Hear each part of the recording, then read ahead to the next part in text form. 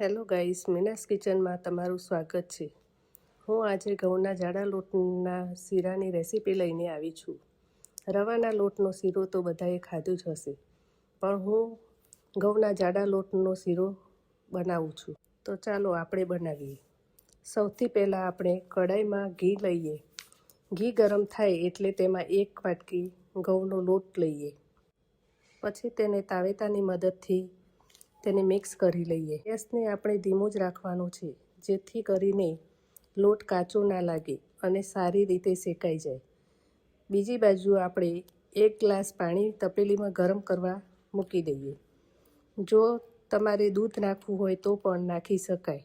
આ બાજુ શેકાવા મૂકેલો લોટ બ્રાઉન કલરનો થઈ ગયો છે, તો તેમાં ગરમ કરેલું પાણી ઉમેરી લઈએ।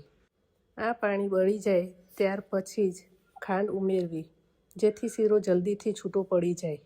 ખાંડ ઉમેરીને થોડી વાર થવા દો, પછી તેમાંથી ઘી છૂટું પડી જશે। પછી તેમાં ઇલાયચી પાવડર ઉમેરો। તમારું ગરમા ગરમ શીરો તૈયાર છે। પછી તેને એક બાઉલમાં કાઢી તેની ઉપર કાજુ બદામથી ગાર્નિશ કરી દો। જો તમને આ વિડીયો ગમ્યો હોય તો વિડીયોને લાઈક કરો, શેર કરો અને ચેનલને સબસ્ક્રાઈબ કરો। હું નવી રેસીપી લઈને આવીશ। Thank you.